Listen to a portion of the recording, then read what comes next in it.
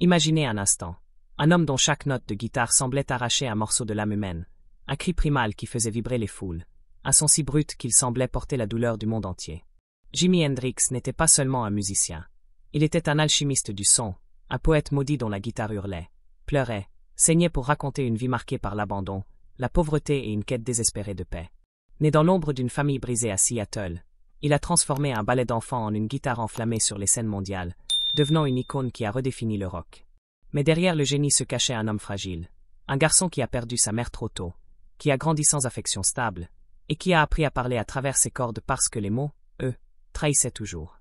À seulement 27 ans, il s'est éteint, rejoignant le tragique club des 27 aux côtés de Brian Jones, Janis Joplin et Jim Morrison, laissant derrière lui un silence assourdissant et un héritage qui brûle encore comme un feu éternel. Aujourd'hui, nous plongeons dans l'histoire complète de James Marshall Hendrix, ses triomphes, ses tourments, sa chute et l'écho immortel de sa musique. Si vous êtes passionné par les récits de vie qui ont changé l'histoire, par les âmes complexes qui illuminent le monde tout en luttant contre leurs propres démons, cette vidéo est faite pour vous. Préparez-vous à un voyage de 25 minutes dans la vie d'un homme qui a fait chanter la douleur et danser les étoiles. Pensez à liker, à vous abonner et à activer la cloche pour ne pas manquer d'autres histoires de légende. Car des vies comme celle de Jimi Hendrix au cru, magnifiques, déchirantes, méritent d'être racontées et ressenties. James Marshall Hendrix, né Johnny Allen Hendrix le 27 novembre 1942 à Seattle, voit le jour dans un monde en guerre, dans une famille au bord de l'effondrement.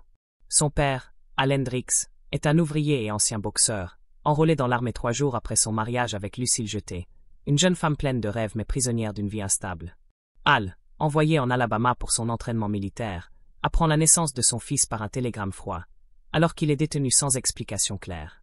Lucille, seule à Seattle, lutte pour joindre les deux bouts, confiant souvent le petit Johnny à sa sœur Delore ou à une voisine, Dorothy Harding. Les premières années de Johnny sont marquées par une errance émotionnelle et physique. Il passe de maison en maison, dort sur des canapés, nourri par des mains différentes, sans jamais trouver un véritable ancrage. Quand Al revient en 1945, démobilisé, il découvre son fils de 3 ans vivant chez des amis en Californie. Convaincu que le prénom Johnny Allen rend hommage à un autre homme, il le renomme James Marshall, en mémoire de lui-même et de son frère décédé.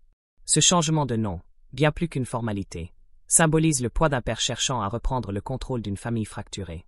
La vie à Seattle après la guerre est un combat quotidien. Al, souvent sans emploi stable, et Lucille, qui sombre dans l'alcool pour échapper à ses désillusions, transforment leur foyer en un champ de bataille. Les disputes éclatent, la vaisselle se brise, et James, avec son frère cadet Léon, se réfugie dans un placard, attendant que la tempête passe. 3 autres enfants naissent en Joseph, Cathy et Pamela, mais la famille, écrasée par la pauvreté, ne peut subvenir à leurs besoins. Les 3 plus jeunes sont placés en famille d'accueil, une décision qui hante James, lui rappelant constamment l'instabilité de son monde. En 1951, Al et Lucille divorcent, laissant James et Léon avec leur père. L'école offre peu de réconfort à James, un garçon timide, poli, mais toujours en marge, moqué pour ses vêtements usés et son air rêveur. Son seul refuge est un ballet qu'il transforme en guitare imaginaire, grattant le manche avec une passion qui intrigue son entourage. Une assistante sociale note un jour qu'un refus de lui offrir une vraie guitare pourrait nuire à son développement psychologique. Al, réticent, ne cède pas immédiatement. Mais en 1957, James trouve une ukulélé à une corde dans un tas d'ordures. Avec cet instrument brisé, il apprend seul à jouer Hound Dog d'Elvis Presley, découvrant dans la musique un langage pour exprimer ce que les mots ne peuvent pas. Le drame frappe en 1958. Lucille, rongée par l'alcool, meurt d'une rupture de la rate causée par une cirrhose. James, âgé de 15 ans, est interdit par Al d'assister aux funérailles. À la place, son père lui tend un verre de whisky, déclarant « C'est comme ça qu'un homme fait face au chagrin ». Ce moment marque James profondément, plantant les graines d'une relation complexe avec l'alcool qui le suivra toute sa vie. Cet été-là, il économise $5 pour acheter une guitare acoustique d'occasion, qu'il retourne pour jouer en gaucher. Il s'immerge dans le blues de B.B. King, Muddy Waters et Robert Johnson, écoutant la radio la nuit, absorbant chaque note comme une bouée de sauvetage. Ses visites chez sa grand-mère à Vancouver, où il découvre une communauté musicale vibrante, lui offrent un rare répit. Mais Seattle reste un foyer de douleur, ponctué d'étincelles créatives. Avec son ami Sammy Drain, il improvise derrière des centres communautaires, attirant de petits groupes sous les réverbères. En 1959, après avoir vu Hank Ballard and The Midnighters en concert, James rencontre le guitariste Billy Davis, qui lui fait essayer sa basse. C'est une révélation. Il forme son premier groupe, les Velvetons, et Al, cédant enfin, lui achète une guitare électrique Supro aux arcs. Viré de son premier concert pour « trop en faire » sur scène, James ne se décourage pas. Quand la Supro est volée, elle la remplace par une Silvertone rouge, un geste rare de soutien. De ce ballet imaginaire à une guitare cassée, puis à des instruments d'occasion, James construit son identité, résilie, originale, défiant les courants contraires.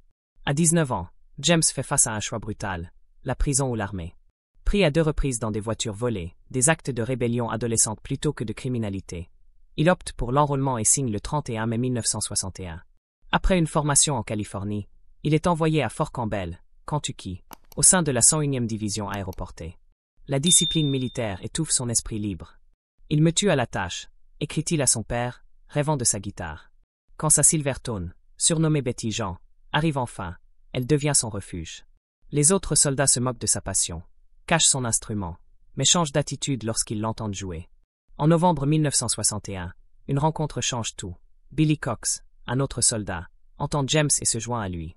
Ensemble, ils improvisent sur des standards de blues et de jazz, formant les Casuals, un groupe qui électrise la base. Malgré l'obtention de son insigne de parachutiste en janvier 1962, James reste un marginal, mauvais tireur, absent aux appels, endormi pendant les corvées. Ses supérieurs, exaspérés, notent « aucun intérêt pour l'armée, à libérer dès que possible ». Le 29 juin 1962, il est démobilisé sous conditions honorables, évoquant plus tard une blessure en parachute, bien que les rapports ne le confirment pas. Ce départ marque un tournant. L'armée a tenté de briser son esprit, mais la musique l'a sauvé, le propulsant vers une destinée plus grande. De retour à la vie civile, James, désormais Jimi Hendrix, se lance dans la musique avec une ambition féroce. Sous le nom de Jimmy James, il devient musicien de session, accompagnant des stars du rhythm and blues comme Wilson Pickett, Sam Cooke, Jackie Wilson, Ike Tina Turner et les Isley Brothers. En 1964, il s'installe à Harlem et rejoint les Upsetters de Little Richard. Mais sa personnalité exubérante, un retard au bus, flirte avec les fans, solo trop audacieux, crée des tensions. Richard le renvoie, un revers qui, paradoxalement, libère son potentiel. En 1966, il s'installe à Greenwich Village, New York, et forme Jimmy James and the Blue Flam. Ses concerts au Café Wa attirent une foule d'habitués fascinés par ce gaucher qui plie les notes avec une intensité surnaturelle. Lorsque Keith Richards organise une rencontre avec l'agent Andrew Lou Goldham, celui-ci hésite, mais Cha Chandler, ex-bassiste des Animals, reconnaît un génie brut. Il convainc Hendrix de partir pour Londres, où il forme le Jimi Hendrix Experience avec le bassiste Noel Redding et le batteur Mitch Mitchell. Leur premier album, Are You Experienced, 1967, est une bombe, et Joe annonce leur arrivée. Purple Haze repousse les limites du rock psychédélique. The Wind Cry Marie révèle une sensibilité lyrique. Les foules affluent à Hyde Park et au Saville Theatre, et des légendes comme Eric Clapton et Pete Townshend rendent hommage. Au Monterey Pop Festival en juin 1967, Hendrix met le feu à sa Fender Stratocaster, un acte de rébellion qui devient iconique. « Je voulais provoquer », confie-t-il, mais en privé, il avoue, « je ne sais plus qui je suis ». Les albums Axis, Bold à Love, 1967, et Electric Ladyland, 1968, consolident sa légende. Electric Ladyland, enregistré dans son propre studio à New York, atteint la première place du Billboard. Mais les tensions internes s'intensifient. Redding supporte mal l'autorité de Hendrix, Mitchell s'épuise sous la pression des tournées. En 1969, le trio se dissout.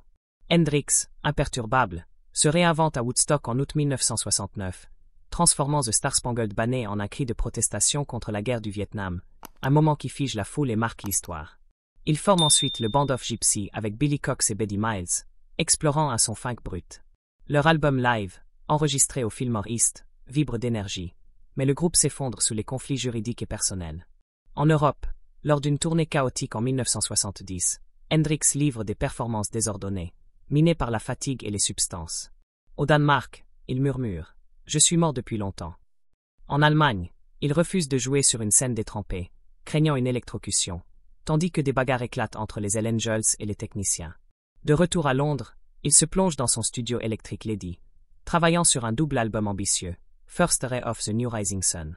Mais sa vie personnelle s'effrite, poursuites judiciaires, dispute avec ses amantes devant Wilson et Monica Danman, dépendance croissante à l'alcool et au barbiturique. L'addiction est le démon qui le poursuit.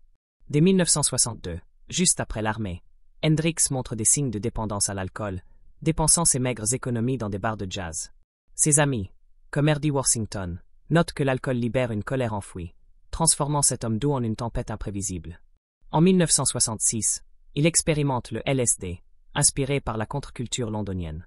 Sa compagne Cathy Etchingham se souvient de ses tentatives pour traduire ses visions psychédéliques en musique, mais ses expériences le déconnectent souvent de la réalité. Il consomme aussi cannabis, hashish, amphétamine et parfois cocaïne, des substances qui alimentent sa créativité mais rongent sa stabilité. En janvier 1968, lors d'une tournée en Suède, il brise une vitre d'hôtel dans une rage alcoolisée, se blessant la main. Arrêté, il plaide coupable et paie une lourde amende. En 1969, il agresse sa compagne Carmen Borrero avec une bouteille de vodka, un acte qui le hante. La même année, à l'aéroport de Toronto, des douaniers trouvent de l'héroïne et du hashish dans ses bagages. Acquitté grâce à un témoignage convaincant, il affirme qu'un fan a glissé les drogues dans son sac. Il ressort du procès plus isolé, méfiant envers son entourage. Ses démons intérieurs, amplifiés par l'alcool et les drogues, le consument, le rendant imprévisible, parfois effrayant, même pour ses proches. Le 16 septembre 1970, Hendrix fait sa dernière apparition publique au Ronnie Scott's Jazz Club à Londres, rejoignant le groupe de Eric Burdon. Fatigué, désorienté par les substances, son jeu est terne. Burdon lui murmure « Reviens quand tu seras net ». Cette nuit-là, dans l'appartement de Monica Danman à Notting Hill, Hendrix partage du vin et des confidences jusqu'à l'aube. Vers 4 heures, il demande des somnifères, elle lui apporte du thé. Le 18 septembre, à 11 heures, Danman le trouve inconscient, respirant à peine. Les secours, arrivés à 11h27, constatent des voies respiratoires obstruées par des vomissements. À 12h45, le docteur John Bannister de l'hôpital Saint-Marie-à-Beau prononce son décès. Hendrix avait 27 ans. Dans sa poche, un poème, The Story of Life. L'histoire de la vie est plus rapide qu'un clin d'œil. L'histoire de l'amour, c'est bonjour et au revoir, jusqu'à ce que nous nous retrouvions. Le coroner rend un verdict ouvert. Mort par asphyxie due à une overdose de barbiturique et d'alcool, sans preuve d'un acte intentionnel. Le 29 septembre, son corps est rapatrié à Seattle. Un service à l'église baptiste Dunlap réunit Mitch Mitchell, Noel Redding, Miles Davis et Johnny Winter. Son cercueil, accompagné de 24 voitures, repose près de la tombe de sa mère au cimetière Greenwood de Renton.